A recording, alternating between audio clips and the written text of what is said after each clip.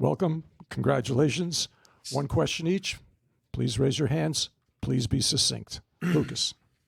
Hey, Novak, well played tonight. I understand that your quarterfinal match is going to be the same day as your daughter's birthday. Just curious what plans you have to celebrate with her virtually, and I guess what emotions you're feeling knowing that on one hand you're playing in a slam quarterfinal trying to advance to this tournament, right, but at the same time sacrificing being there in person for important family moments. It is what it is. We predicted that might happen.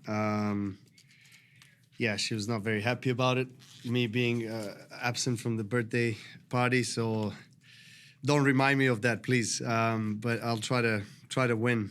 If I'm here, at least I'm gonna try to win and give her that kind of present. As I'm gonna send some nice presents as well, and nice surprises for her birthday party. But hopefully the win can be something she can be happy with. But again, yeah, daddy away and daddy present is a big difference, and I know that. But you know, it is what it is this year. Matt. Novak, the last couple of rounds you've played, it's come up that you were the oldest to make fourth round and quarters since Jimmy Connors in 1991. You were obviously very young when he made that semi-final run, but that's such a big part of this tournament's history. I wonder what you know about that run in 91. Was he 40 years old? 39, maybe? 39. Yeah. 39. Yeah, I remember. I thought he was 40. I remember that. I remember that run. I was very, very, very young. So I don't, avidly remember it when it was happening. But in the years to come, when I was growing up watching a lot of tennis, everyone was, talking about that run being one of the most historic runs we had in sport on any slam. Jimmy Connors being one of the greatest tennis players of all time and greatest legends in general, overall, globally, but particularly in this tournament. I mean, he's won it, 5 times, and he's fired up the New York crowd like no other player has done in his career. So, just being the same discussion or same conversation with Jimmy is obviously a huge honor of mine. Charlie.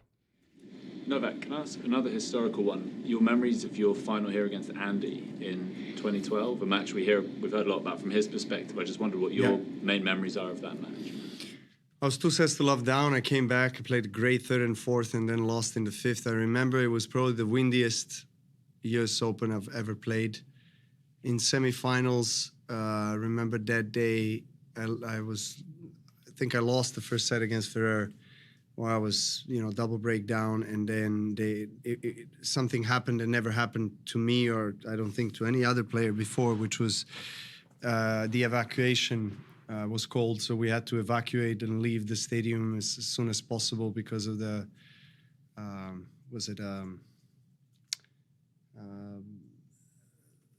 what do you call this? Huge winds. Tornado. It was a tornado emergency. So I just remember that year was super, super windy and difficult to play overall for anyone. But yeah, I mean, Andy won his first US Open. I was close, but I lost in the fifth. I lost to him in a couple of Grand Slam finals. I lost to him also in Wimbledon, so he can't complain. Bill. Hi, Novak. Congrats. You and Rafa and Roger obviously did something that no one else has done. You touched everyone's imagination for decades. And in London, you spoke about the possibility of the three of you getting together at some point. I would like to ask you, what sort of questions would you like to ask them, or topics you'd like to talk with them about, strokes or matches or great turning points of the whole process of navigating tennis? A lot of questions. I mean, I'll probably start with, how did they approach matches against me? Like, what did they feel like they needed to do to win? Where was I annoying?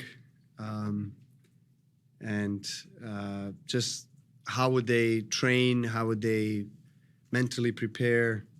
Like all of this, I'd love to pick their brains on that. I mean, that would be amazing. Well, let's see if it happens. We don't know. Howard, then David. Novak, when you're facing a player like Taylor, for instance, against whom you've had success previously, how much do you ever try to guess a change that opponent might make, or something they might try differently because you don't maybe assume he's going to keep doing the same things? Well, that was the case with Norrie, actually, last round. I mean, he was playing more aggressively than he has ever played against me, to be honest. And so that's something I expect. I mean, I expect players that never won against me to come out on the court and try something different and try to, make me feel maybe uncomfortable and play more aggressive or not, or whatever, But I don't think there's going to be any major changes with Taylor because, obviously you stick to the kind of a game plan that got you to the quarters, and you know what your strengths are, so you stick to those. Weapons, so to say, in your game, which for him is obviously serve and forehand, two big weapons in his game.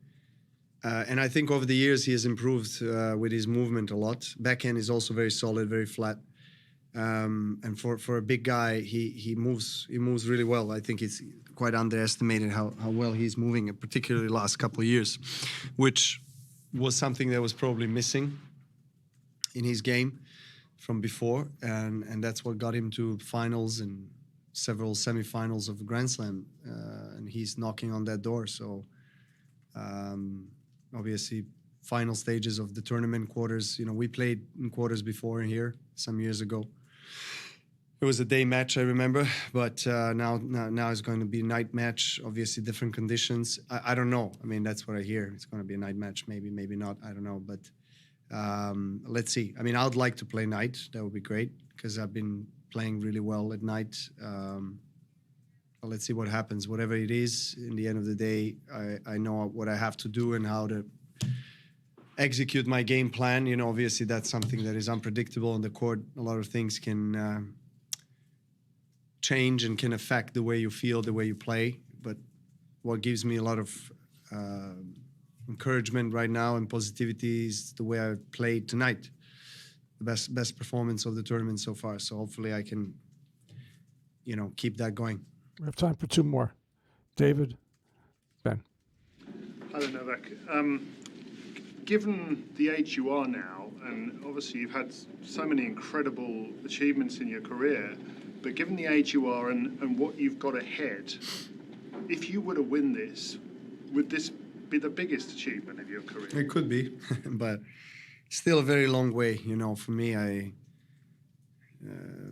the last couple of years, I learned one thing right now is to take really one match at a time. And yes, of course, I'm dreaming about winning another slam, and it would be amazing if I do it here. But I can't allow myself to go that far with my thinking because, I just need to focus on what needs to be done. And the last to win a match, next challenge, last Grand Slam I won was here actually 2 years ago. So it will be a nice kind of journey in the last couple of years to kind of close the circle here again. Would be great. Let's see. You've had a few matchups in your career where you've been some double-digit number and 0 against an opponent taking court. At Monfils, I'm thinking of you have a very good record against, and now Fritz, you're 10-0 against. I'm just wondering what the dynamic is like when you have that, and if you feel like you have sort of pressure off or everything to lose if suddenly, this other person has nothing to lose, and how it's kind of both. How you manage that, yeah. It's kind of both, You have, I don't know, I mean, pressure is always there, but maybe a little bit less because you have more confidence coming into the matchup that you know that you never lost. So you like matching up with the guys that you never lost against, but at the same time, there's always anticipation for those matches, particularly with Monfils. Every single time I play him, people are like, okay, is this the time or he's going to beat me or not? And then there's always that added pressure, you know, that you feel on the court that you know you need to win. You don't want to let him win even once. So yeah, I think it's a little bit of both. We'll take one more. Willie, go ahead. Thanks, Novak. You were just referring to Taylor, and a long time ago, you were pursuing your first major title, as he is right now. How would you compare the mentality of that pursuit of number one with what you're trying to do, pursuing number 25? Quite different. Obviously, going for your first slam, you know, there's so much energy put into that, anticipation, vision, you know, to accomplish that great goal, the dream of so many players. Probably, I don't know, 99% of the players, young players starting their careers, they always dream of winning one of the slams. And for Taylor, as an American, I would assume that that probably would be US Open, you know, his dream tournament.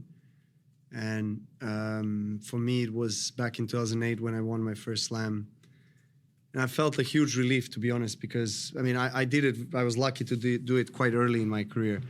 But, you know, you can see a guy like Zverev, for example, that has been, you know, in multiple slam finals, and he's been building so much pressure on himself and everyone around him, you know, to win, because everyone knows that he's got all the goods to be a Grand Slam winner, but he still didn't make it. And the longer it goes, the worse it becomes, the more weight on your shoulders you feel. So, yeah, you know, Taylor definitely is one of the guys that no doubt has a game and has a potential to be a Grand Slam winner. And he was playing finals here last year, so he was a one match away. So there's no reason for him not to believe that he can make it.